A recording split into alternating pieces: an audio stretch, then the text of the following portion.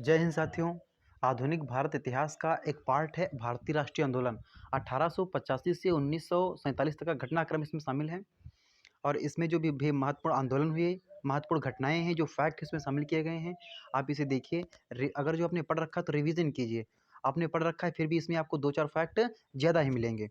तो हम प्रारंभ करते हैं भारतीय राष्ट्रीय आंदोलन को प्रारंभ करते हैं। अगर जो देखा जाए कि 1885 ईस्वी में भारतीय राष्ट्रीय कांग्रेस की स्थापना से प्रारंभ होता है। कहाँ से? 1885 ईस्वी में भारतीय राष्ट्रीय कांग्रेस की स्थापना से यह प्रारंभ होता है।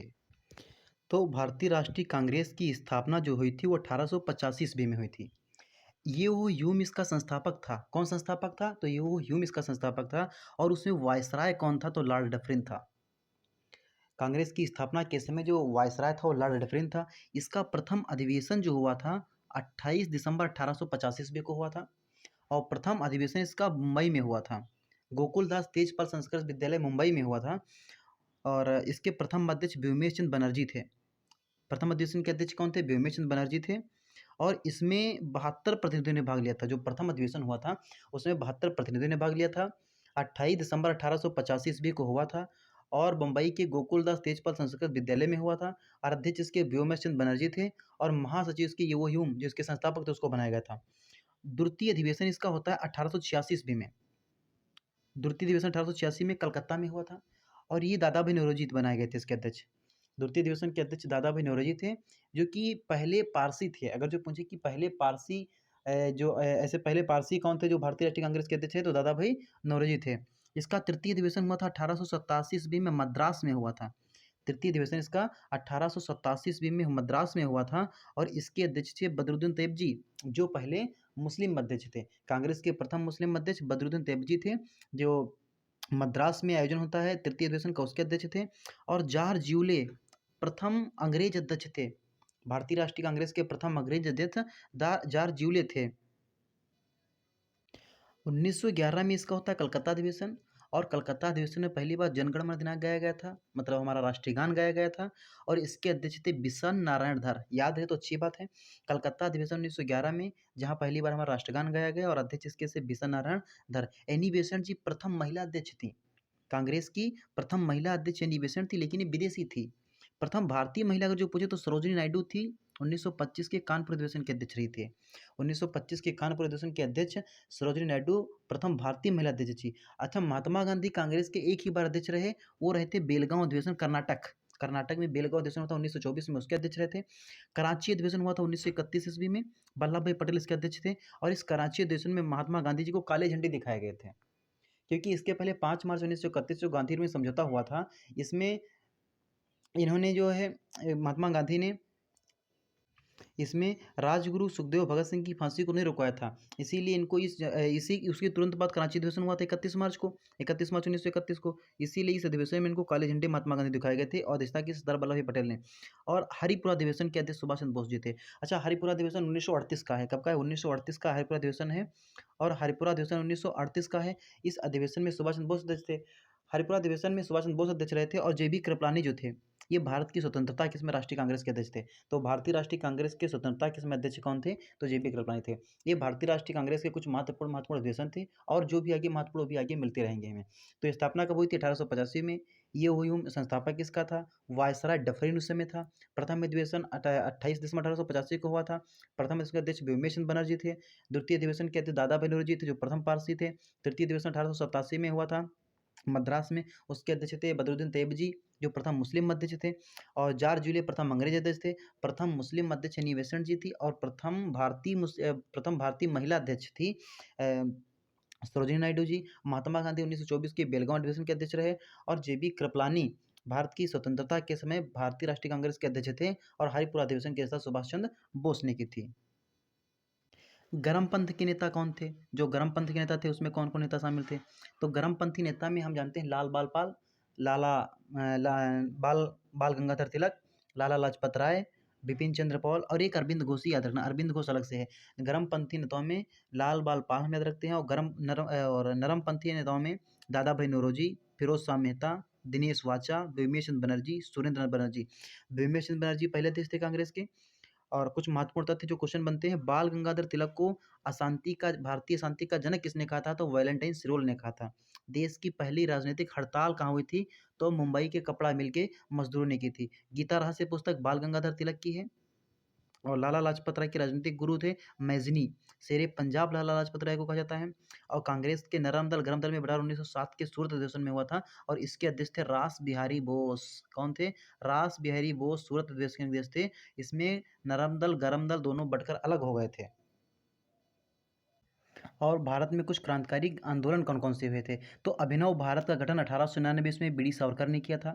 1904 में गुप्त सभा का गठन किया गया था।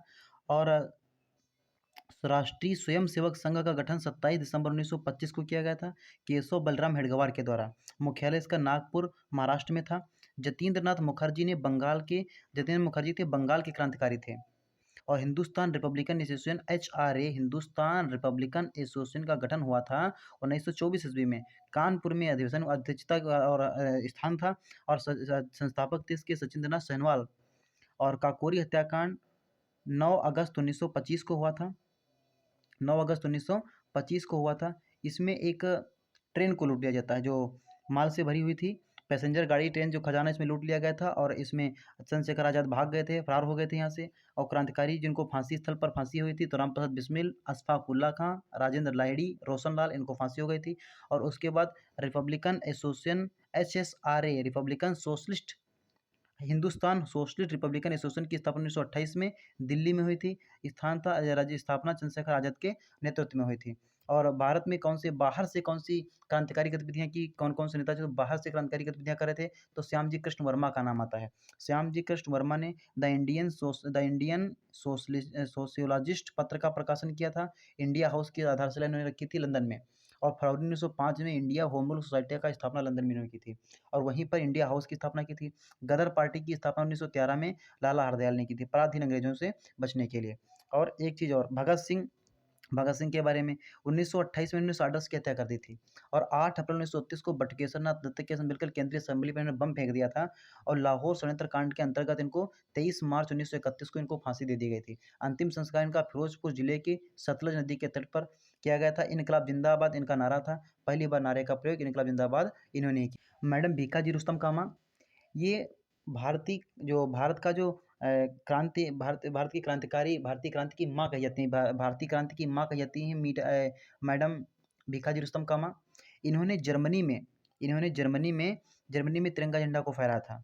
प्रथम भारतीय झंडे को फहराया था कहाँ? स्टुअर्टगार्ड, जर्मनी में फहराया था। और इनके निजी सचिव थे दादा भाई नौरोजी की।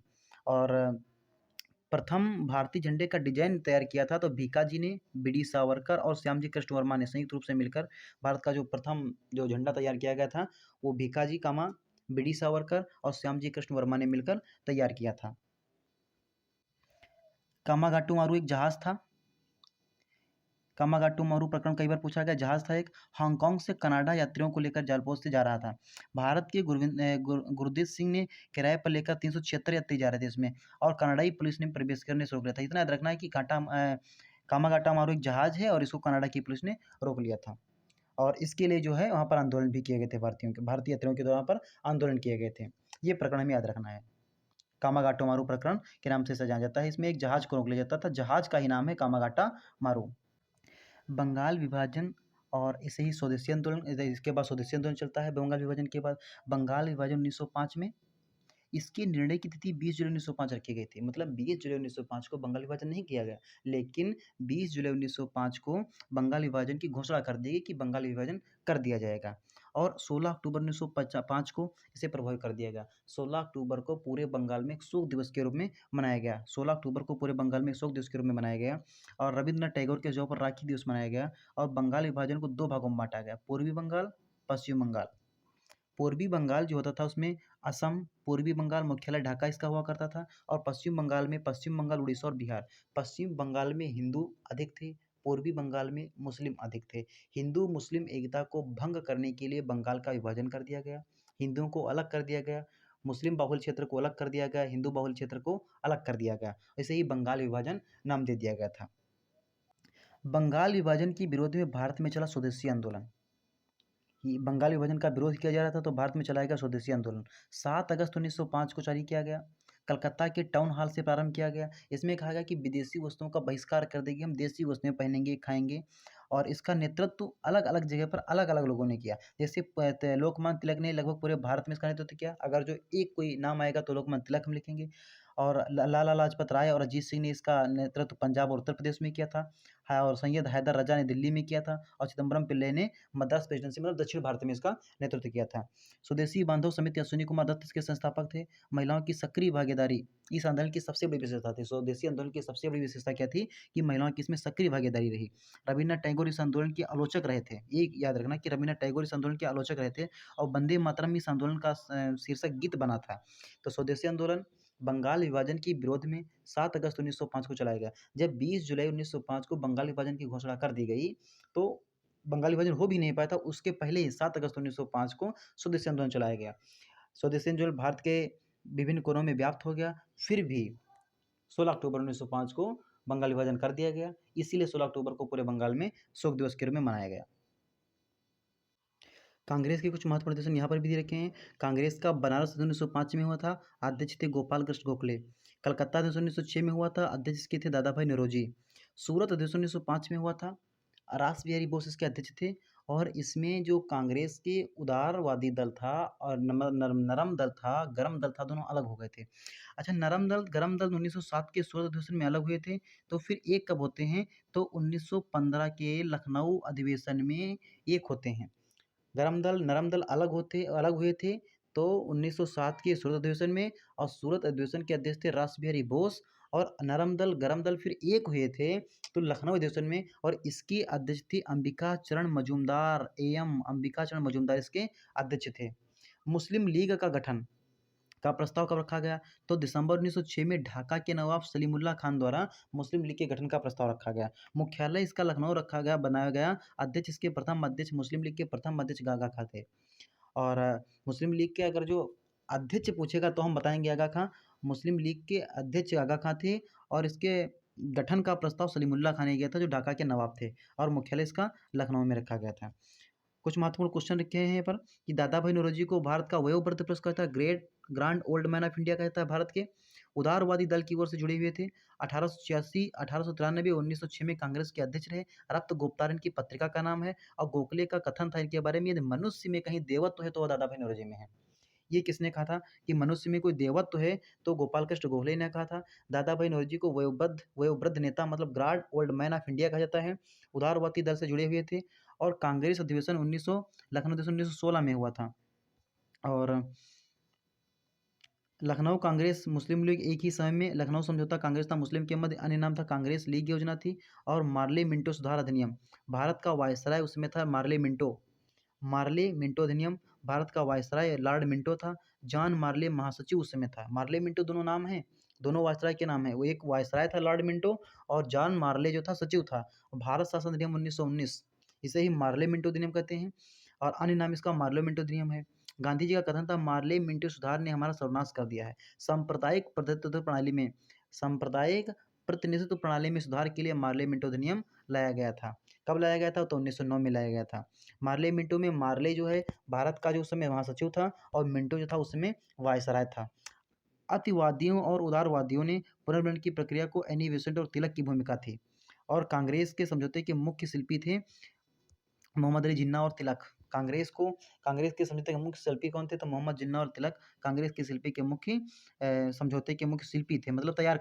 होम रूल लीग की स्थापना तिलक ने की थी 1916 में। होम रूल आंदोलन एक एनिवेशन ने चला, एक तिलक ने चलाया। पहला आंदोलन तिलक ने चलाया था। मराठा और केसरी पत्रिका में प्रचार किया इसका तिलक ने। प्रथम अध्यक्ष इसके जोसेफ बैप्टिस्टा थे। सचिव उसके NC केलकर थे। कार्यक्षेत्र इसका कर्नाटक महाराष्ट्र रहा।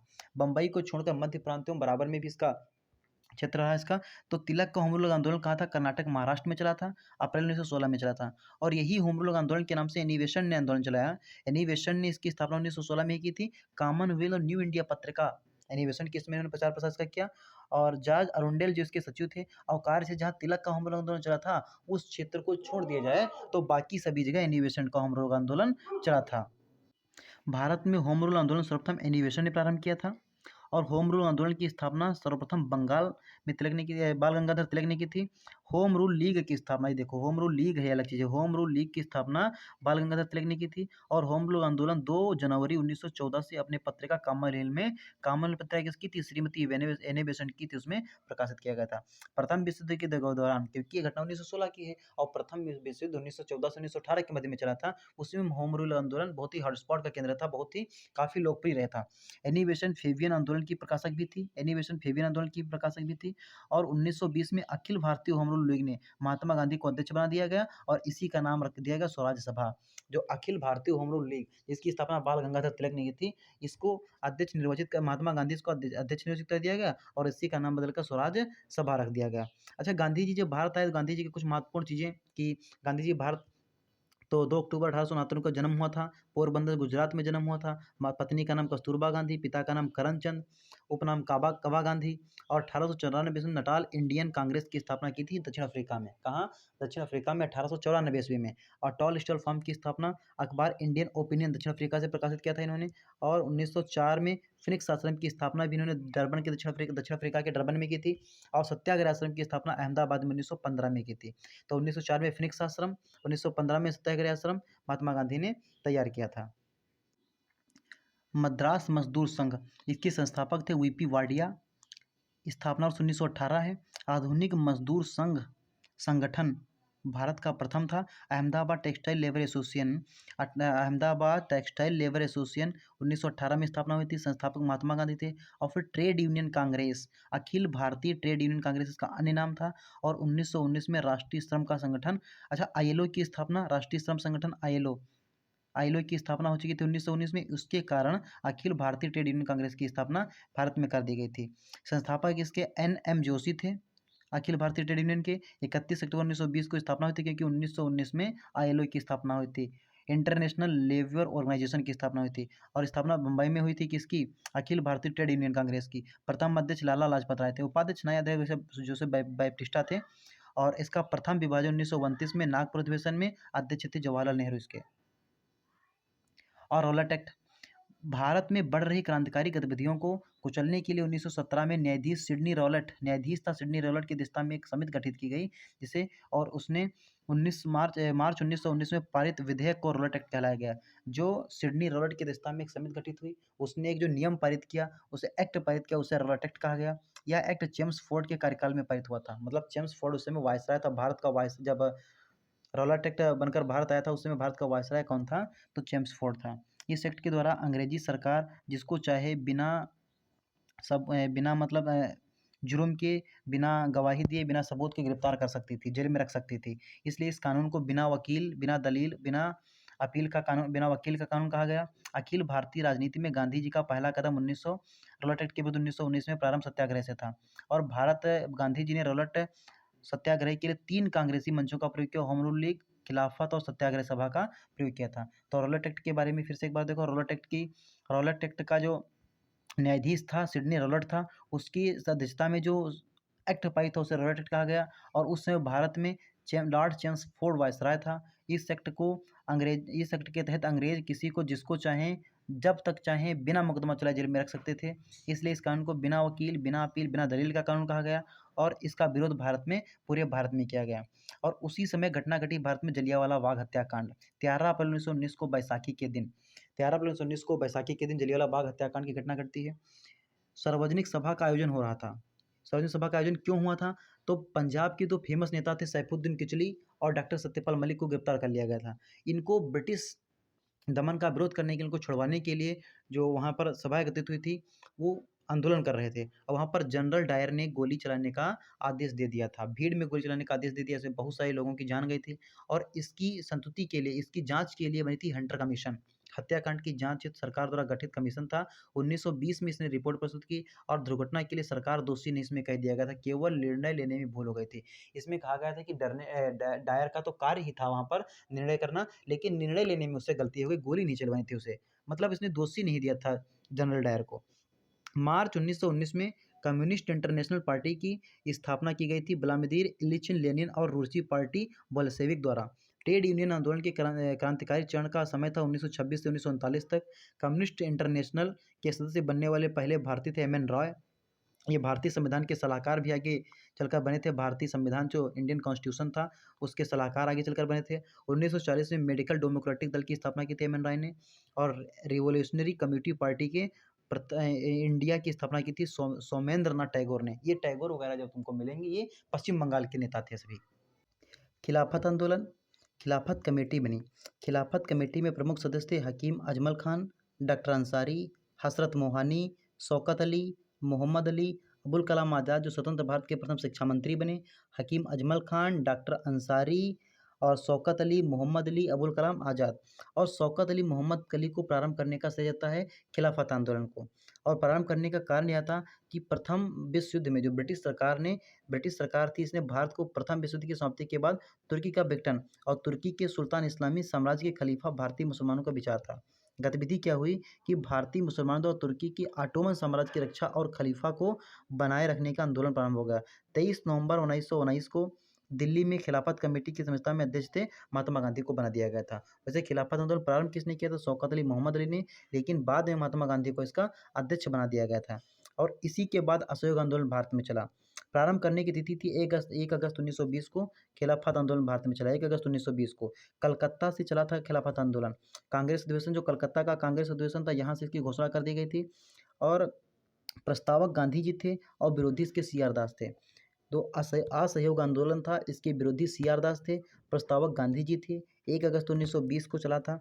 और जनता के मन में ब्रिटिश शक्ति के भय को हटाना सफलता मिल गई थी कि जनता के मन से ब्रिटिश शक्ति के भय को हटा दिया गया था। जनता को आधुनिक राजनीति से परिचित करा दिया गया था।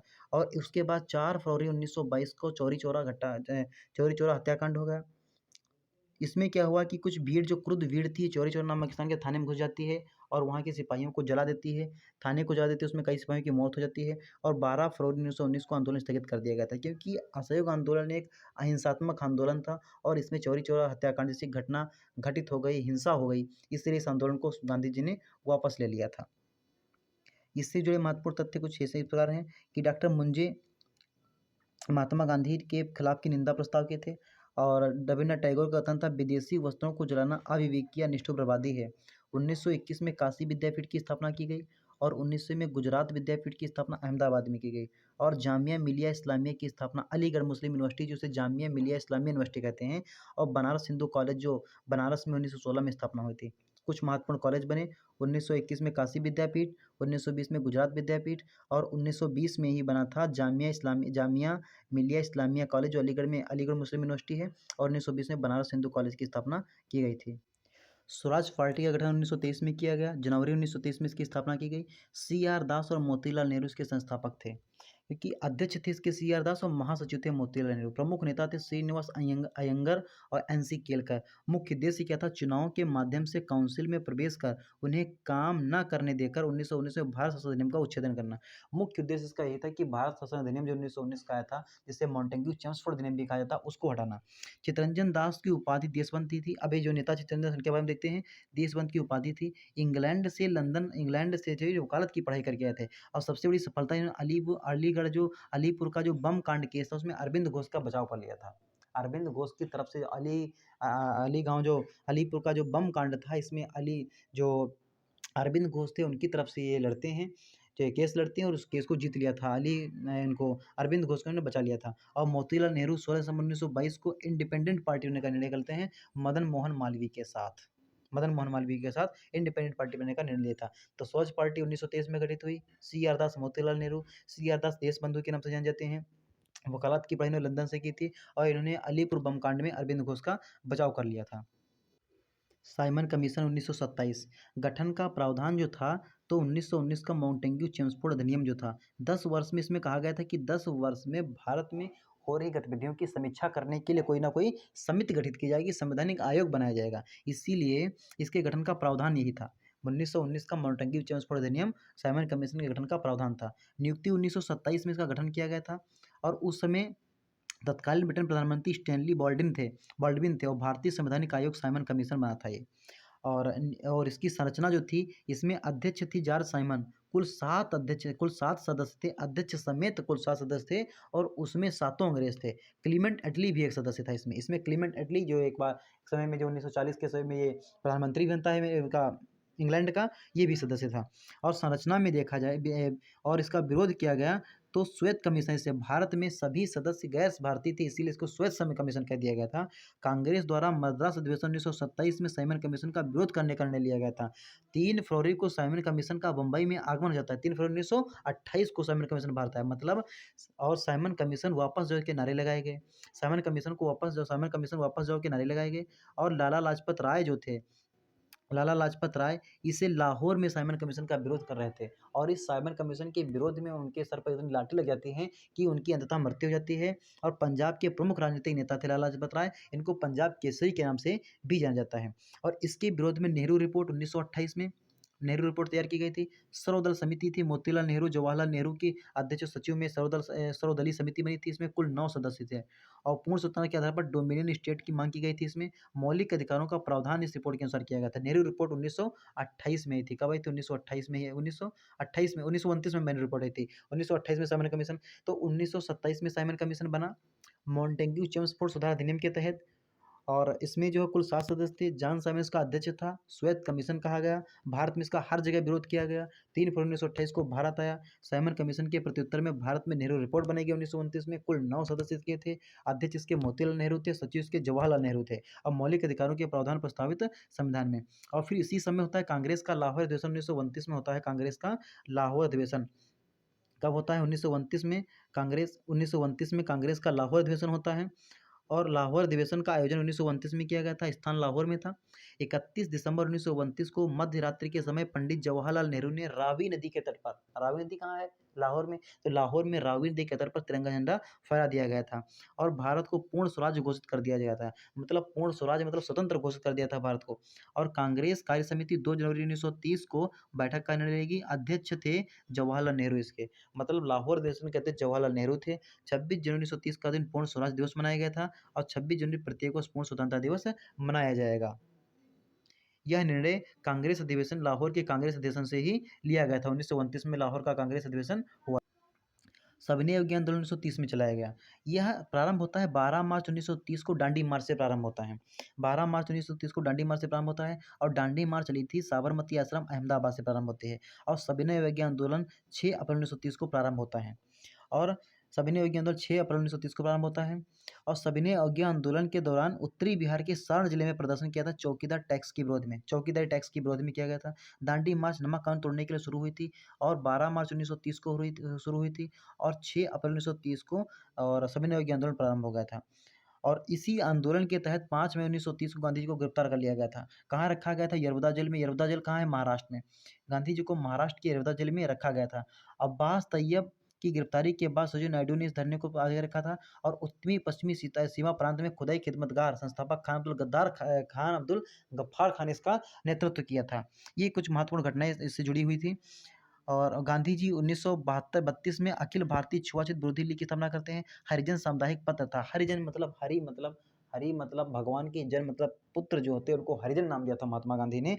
और ये 1930 का जो सविनय अवज्ञा आंदोलन था, इसकी महत्वपूर्ण घटनाएं देखो कि डांडी मार्च से प्रारंभ होता है। डांडी मार्च जब नमक कानून तोड़ने के लिए प्रारंभ हुई थी, उसी से 1930 को सविनय अवज्ञा आंदोलन प्रारंभ होता है। और इसमें महात्मा गांधी को 5 मई 1930 को गिरफ्तार कर लिया गया था। महात्मा गांधी को गिरफ्तार करके यरवदा जेल में रखा गया था। अय्याज तैयब जी को गिरफ्तारी के बाद इस आंदोलन को सरोजिनी नायडू द्वारा प्रारंभ किया गया था। उत्तरी पश्चिमी सीमा प्रांत में खुदाई खिदमतगार संगठन खान अब्दुल गफ्फार खान ने चलाया था। और मणिरंग जिया तरंगन आंदोलन नेतृत्व किया था गैडनीव्यू नगा जनजाति की महिला थी। और गांधी निर्मल समझौता 31 में होता है। कब होता है? 1931 में होता है। 5 मार्च 19 को गांधी निर्मल समझौता होता है। फरवरी 1931 में प्रारंभ हुआ था वार्ता, दिल्ली में प्रारंभ हुई थी। तेज बहादुर सप्रू और एम आर जयकर मध्यस्थता कर रहे थे। सरोजिनी नायडू का कथन था गांधी और इरविन को दो आत्माएं कहा था। गांधी और लॉर्ड इरविन के मध्य समझौता हुआ था 5 मार्च 1931 को। गांधी इरविन समझौते के कुछ महत्वपूर्ण बिंदु अगर देखे जाएं तो गांधी के नेतृत्व में कांग्रेस सविनय अवज्ञा आंदोलन को स्थगित कर देगी। इरविन ने कहा कि गांधी जी अपने नेतृत्व में जो अपना जो सविनय अवज्ञा आंदोलन चला रखा है, इसे आप समाप्त कर दीजिए। युद्ध बंदियों के विरुद्ध हिंसा का आरोप नहीं, रिहा कर दिया जाएगा। मतलब जो युद्ध बंदी जो हैं उनको जो है युद्ध का नाम देकर आपने इनको बंद कर रखा है, बंद को हमारे जो स्वतंत्रता क्रांतिकारी हैं इनको रिहा किया जाए। विदेशी कपड़ों और शराब की दुकानों पर शांतिपूर्ण तरीके से हम धरना दे सकते हैं। और बिना नमक कर दिए नमक की खेती कर सकते हैं हम समुद्र किनारे। और कांग्रेस द्वितीय सम्मेलन में भाग लेने के लिए तैयार हो जाएगी। कांग्रेस द्वितीय गोलमेज सम्मेलन के लिए भाग लेने के लिए तैयार हो गई। अब महत्वपूर्ण तथ्य यदि देखा जाए, डार्विन ने जीवनीकार एलन कैंपबेल जॉनसन के अनुसार गांधी समझौते में महात्मा गांधी को सांत्वना पुरस्कार थे। वायसराय इरविन गांधी जी को जेल में 26 जून 1931 को और वर्ष 1930 में विरुद्ध पेशावर कांड के नायक थे वीर चंद्र सिंह गढ़वाली। मतलब पेशावर कांड के नायक कौन थे? वीर चंद्र सिंह गढ़वाली थे। और सविनय अवज्ञा आंदोलन के महात्मा गांधी जी का महत्व दिया था रचनाकार कार्यक्रम को महात्मा गांधी जी ने। अब कांग्रेस का कराची अधिवेशन होता है। हमने बताया था कि कराची अधिवेशन में महात्मा गांधी जी को काले झंडे दिखाए गए थे और इसके अध्यक्ष थे सरदार वल्लभ भाई पटेल थे। गांधी इरविन समझौते को मंजूरी देना इसका उद्देश्य था। मौलिक अधिकारों और राष्ट्रीय आर्थिक कार्यक्रमों से संबंधित था। गांधी का कथन था, गांधी मर सकता है, गांधीवाद नहीं। और प्रथम अवसर कांग्रेस पूर्ण राज्य घोषित परिभाषित किया गया था। मूल अधिकारों था तथा आर्थिक कार्यकल्प पर संकल्प जवाहरलाल नेहरू द्वारा प्रस्तावित रिपोर्ट के अनुसार। सुभाष चंद्र बोस कांग्रेस के कराची अधिवेशन 1931 महात्मा गांधी के लोकप्रियता के सम्मान की पराकाष्ठा। और आयोजन 12 नवंबर 1930 को प्रथम गोलमेज सम्मेलन का आयोजन 12 नवंबर 1930 से 19 जनवरी 1931 तक हुआ था। और कांग्रेस ने इसमें भाग नहीं लिया था और ईसाइयों का प्रतिनिधित्व केटी पॉल कर रहे थे। इसमें जो कांग्रेस का जो प्रथम गोलमेज सम्मेलन जो हुआ था, इसमें ईसाइयों का प्रतिनिधित्व केटी पॉल कर रहे थे। और सम्मेलन का उद्घाटन ब्रिटिश सम्राट द्वारा किया गया था। अध्यक्ष रैमजे मैकडोनाल्ड बना था और 89 प्रतिनिधियों की संख्या थी। लंदन में हुआ था प्रथम गोलमेज सम्मेलन। और महत्वपूर्ण सदस्य देखे जाए तो तेज बहादुर सप्रू, मोहम्मद अली जिन्ना, भीमराव अम्बेडकर। अच्छा, भीमराव अम्बेडकर एक ऐसे व्यक्ति थे जिन्होंने तीनों गोलमेज सम्मेलन में भाग लिया था। एम आर जयकर थे। और इसी के सब बाद में द्वितीय गोलमेज सम्मेलन हुआ 7 सितंबर 1931 को। 1 दिसंबर 1931 तक चला था ये आंदोलन, गोलमेज सम्मेलन। सरोजिनी नायडू, इन्हें बेसन और मदन मोहन मालवीय ने भाग लिया था इसमें। गांधी जी एकमात्र प्रतिनिधि जो एस राजपूताना जलपोत से लंदन गए। लंदन में किम्पले हाउस में ठहरे और स्वदेशी वापसी पर गांधी जी का बयान था, यह सच है कि मैं खाली हाथ लौटा हूँ, किंतु मुझे संतोष है कि ध्वज मुझे सौंपा गया था उसे नीचे नहीं होने दिया और सम्मान के साथ समझौता नहीं किया। सांप्रदायिक पंचायत एवं पूना पैक्ट 1932 में हुआ था। यरवदा जेल में हुआ था। पूना पैक्ट हुआ था। गांधी वर्सेस अम्बेडकर के मध्य में पूना पैक्ट हुआ था। 24 सितंबर 1932 को हस्ताक्षर इस पर पूना समझौता पर किए गए थे। और पूना समझौता यरवदा जेल में हुआ था। गांधी वर्सेस अम्बेडकर के समर्थकों के मध्य में हुआ था। तृतीय गोलमेज सम्मेलन की बात करें तो 17 नवंबर 1932 से 24 दिसंबर 1932 तक हुआ था। कांग्रेस द्वारा सम्मेलन का बहिष्कार कर दिया गया था। दलितों की ओर से जो यरवदा समझौता जो हुआ था उसमें दलितों की ओर से अम्बेडकर जी गए थे, हिंदुओं की ओर से मदन मोहन मालवीय जी गए हुए थे। Congress socialist party all India Congress socialist party 1934 में गठित हुई थी। All India Congress socialist party 1934 में गठित हुई थी। मार्च 1934 पटना में कांग्रेस की समिति की बैठक के दौरान all India Congress socialist party के गठन की बात कही गई। अक्टूबर 1934 से बम्बई नीतियों का प्रावधान प्रणाली तय किया गया। महासचिव जयप्रकाश नारायण थे और अध्यक्ष इसके नरेंद्र देव थे। All India Congress socialist party के अध्यक्ष नरेंद्र देव थे और 1934 में पटना में इसका गठन किया गया था। जयप्रकाश नारायण अखिल भारतीय कांग्रेस समाजवादी पार्टी के पटना में संयोजक थे। ये बिहार सोशलिस्ट पार्टी से भी संबंधित थे। कौन? जयप्रकाश नारायण उपाधि इनकी लोकनायक की थी। भारत छोड़ो आंदोलन में इसकी भूमिका रही इनकी। 5 जून 1974 को पटना के गांधी मैदान में संपूर्ण क्रांति का आह्वान किया था। कब? 5 जून 1974 को पटना के गांधी मैदान में संपूर्ण क्रांति का आह्वान इन्होंने किया था और वर्ष 1999 में भारत रत्न भी इनको मिला था। और जयप्रकाश नारायण को लोक नायक कहा जाता है। क्या कहा जाता है? लोकनायक कहा जाता है। और गांधी इरविन समझौता 5 मार्च 1931 को। भगत सिंह को फांसी 23 मार्च 1931 को। कांग्रेस का कराची अधिवेशन 26 से 31 मार्च 1931 तक चला था और 24 दिसंबर 1932 को पूना समझौता हुआ था। All India schedule caste federation की अध्यक्षता बी आर अम्बेडकर ने 1942 में हुआ था, इसकी की थी। 1926 में एम सी राजा की अध्यक्षता में ऑल इंडिया डिस्प्रेस्ड क्लासेज एसोसिएशन की गठन किया गया था। दलित वर्गों का संघ के अध्यक्ष थे बाबू जगजीवन राम। कौन थे? बाबू जगजीवन राम दलित वर्गों के संघ के अध्यक्ष थे।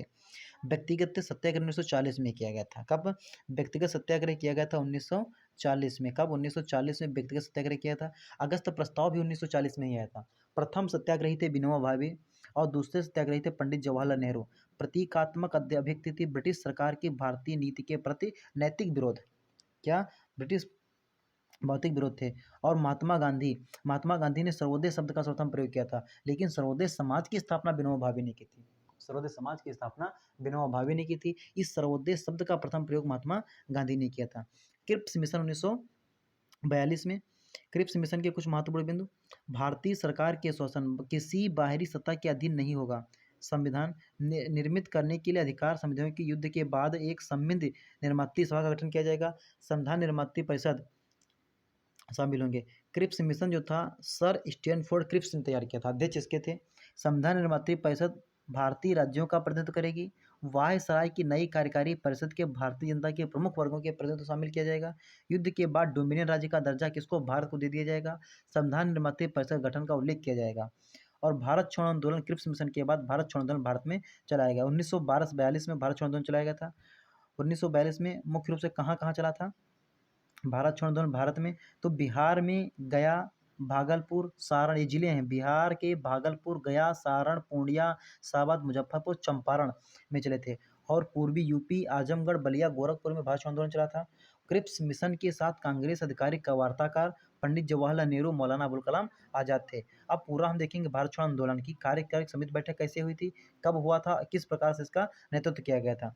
कार्यकारी समिति की बैठक 14 जुलाई 1942 को तिथि बुलाई गई और वर्धा स्थान रखा गया। अबुल कलाम आजाद तत्कालीन कांग्रेस के अध्यक्ष उस समय थे 1942 में।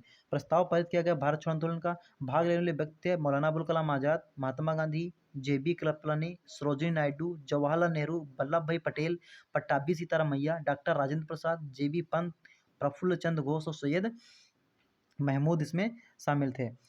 और जो अखिल भारतीय कांग्रेस की कार्य समिति बनी 7 अगस्त 1942 को। ऐतिहासिक ग्वालियर टैंक बम्बई में। वर्धा प्रस्ताव 8 अगस्त 1942 को आया और वर्धा स्वीकार थोड़े समय बहुत संशोधन के स्वीकार कर लिया गया था। और भारत छोड़ो आंदोलन की प्रस्तुत किया था जवाहरलाल नेहरू ने, समर्थन किया था सरदार वल्लभ भाई पटेल ने, आलेख दिया था गांधी जी ने और मौलाना अबुल कलाम आजाद से सहयोग से। आंदोलन प्रारंभ हुआ था 9 अगस्त 1942 को। 8 अगस्त 1942 को ऑपरेशन जीरो आवर चलाया गया और उसी के बाद सुबह 9 अगस्त 1942 को ऑपरेशन ये आंदोलन चलाया गया 9 अगस्त 1942 को ऑपरेशन जीरो आवर के बाद। और उसके बाद महात्मा गांधी को आगा खान पैलेस में कैद कर लिया गया। जवाहरलाल नेहरू, अबुल कलाम आजाद, गोविंद बल्लभ पंत, पट्टाभी सीतारामन, मतलब महत्वपूर्ण नेताओं को सबको गिरफ्तार कर लिया गया और उसी के कारण ये आंदोलन बंद हो गया था। क्योंकि जब आंदोलन करता ही नहीं रहेंगे, आंदोलन को सब गिरफ्तार कर लिया गया था। आंदोलन में भागीदारी समूचे देश की हो गई थी और सर्वाधिक प्रभावित क्षेत्र था बम्बई, बंगाल, उड़ीसा, बिहार, यूपी, मद्रास और बिहार बहुत अच्छा केंद्र था। और लुई फिशर एक अंग्रेजी पत्रकार था। यह महात्मा गांधी के जीवनीकार था, इसलिए लिखता है। अमेरिकी पत्रकार था, भारतीय स्वतंत्रता की मांग ये कर रहा था। लुई फिशर का नाम याद रखना भाई, जरूर याद रखना। भारत छोड़ो आंदोलन के दौरान महात्मा गांधी के साथ यह था।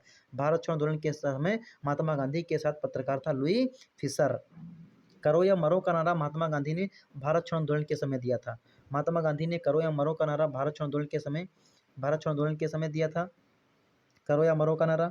और वायसराय लिनलिथगो था, इस समय वायसराय लिनलिथगो था। भारत छोड़ो आंदोलन के समय जयप्रकाश नारायण हजारीबाग के सेंट्रल जेल में महात्मा गांधी को और 1942 में भारत छोड़ो आंदोलन के पृथक कर दिया गया था। भारत छोड़ो आंदोलन के दौरान बम्बई कांग्रेस सम्मेलन में गांधी जी संबोधन दे रहे थे और बीमारी के आधार पर गांधी जी को 6 मई 1944 को रिहा कर दिया गया था। भारत छोड़ो आंदोलन में इनको गिरफ्तार किया गया था 1942 में, उसके बाद 1944 में इनको रिहा किया गया था क्योंकि भुजदा बीमार हो गए थे। तलचर उड़ीसा में कुछ समय तक समानांतर सरकारें चली। समानांतर सरकार क्या थी? समानांतर सरकारें क्यों गठित की गई? तो समानांतर सरकारें बलिया के अगस्त 1942 में चिंटू पांडे के नेतृत्व में गठित हुई। तलचर उड़ीसा में कुछ समय तक समानांतर सरकार गठित की गई और चली यहाँ पर। तलचर उड़ीसा में भी चली थी। और सतारा महाराष्ट्र में है। 1943 से 1945 के मध्य में सतारा महाराष्ट्र में भी समानांतर सरकारें चली। सबसे लंबे समय तक चलने वाली समानांतर सरकार सतारा महाराष्ट्र वाली थी और प्रमुख नेता था YV ब्राह्मण, नाना पाटिल। और तामलुक में भी थी। मिदनापुर पश्चिम बंगाल में है और 1942 से सितंबर 1944 तक चले थे। जातीय सरकार तूफान पीड़ितों की सहायता के लिए कार्यक्रम प्रारंभ किया गया था समानांतर सरकारों का। सुभाष चंद्र बोस ने आज़ाद हिंद फौज का गठन किया था 1940 में। 1943 में 31 सुभाष चंद्र बोस का जन्म हुआ था 1897 में कटक उड़ीसा में। 1919 में कलकत्ता विश्वविद्यालय से स्नातक की उपाधि ग्रहण की थी। 1920 में भारतीय नागरिक सेवा को उत्तीर्ण किया था। 1938-39 के हरिपुरा अधिवेशन कांग्रेस के हरिपुरा अधिवेशन के अध्यक्ष रहे थे और फॉरवर्ड ब्लॉक की स्थापना 1939 में की गई थी और 1943 में आज़ाद हिंद फौज की कमान इनके हाथ में आई थी। आज़ाद हिंद फौज का गठन तो कैप्टन मोहनलाल ने किया था, लेकिन आज़ाद हिंद फौज की कमान इनके हाथ में सुभाष चंद्र बोस के 1943 में आई थी। आज़ाद हिंद फौज की वास्तविक रूपरेखा देखी जाए तो 1942 में बैंकॉक सम्मेलन से तैयार हुई थी। आज़ाद हिंद फौज की गठन 1942 में कैप्टन मोहन ने की थी। 1943 में आज़ाद हिंद फौज सुभाष चंद्र बोस के हाथ में गई थी। औपचारिक घोषणा इसकी 1942 में हुई थी और इसके ऊपर लाल किले का मुकदमा चलाया गया था 1945 में। किसके ऊपर? आज़ाद हिंद फौज के ऊपर लाल किले का मुकदमा चलाया गया था। क्रिप्स मिशन 1946 में आया। 24 मार्च 1946 को क्रिप्स मिशन आया। शिष्टमंडल बनाया गया। Lord Patrick Lawrence Stanford Cripps board of trade के अध्यक्ष थे। एम.पी. अलेक्जेंडर नौसेना के अध्यक्ष थे। त्रिस्तरीय शासन व्यवस्था बोले लागू की जाए भारत में। मुस्लिम लीग को पाकिस्तान की मांग को स्वीकृत कर दिया गया। भारत एक संघ होगा। संविधान सभा गठन 1946 की करने सभा ने मना कर दिया था। संविधान सभा का प्रथम अधिवेशन 9 दिसंबर 1946 को सच्चिदानंद सिन्हा अस्थायी अध्यक्ष थे। स्थायी अध्यक्ष बने थे डॉक्टर राजेंद्र प्रसाद। द्वितीय अधिवेशन में 11 दिसंबर 1946 को दिल्ली में। तो प्रथम अधिवेशन जो हुआ था उसी में अस्थायी अध्यक्ष थे डॉक्टर सच्चिदानंद सिन्हा 9 दिसंबर 1946 को, और द्वितीय अधिवेशन हुआ था 11 दिसंबर 1946 को दिल्ली में हुआ था और इसके स्थायी अध्यक्ष डॉक्टर राजेंद्र प्रसाद यहाँ पर बने थे। भारत का विभाजन स्वतंत्रता, ये जो क्लीमेंट एटली नाम बताया था, क्लीमेंट एटली साइमन कमीशन बना था, उसमें सदस्य था।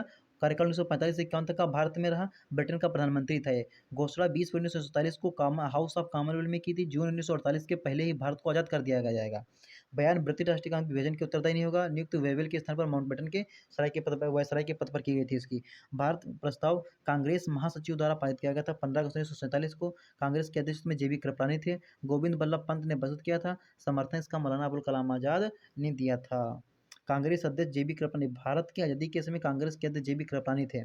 JB कृपलानी त्यागपत्र के बाद डॉक्टर राजेंद्र प्रसाद बने थे और 1940 में पट्टाभी सीतारामैया, 50 में पुरुषोत्तम लाल टंडन और 51 से 54 तक पंडित जवाहरलाल नेहरू कांग्रेस के अध्यक्ष रहे थे। लॉर्ड माउंटबेटन योजना 1947 में, माउंटबेटन योजना के नाम से जानती है 1947, 3 जून 1927 को हुई थी और इसमें गठित समिति जो थी अध्यक्ष था सिर रेडक्लिफ।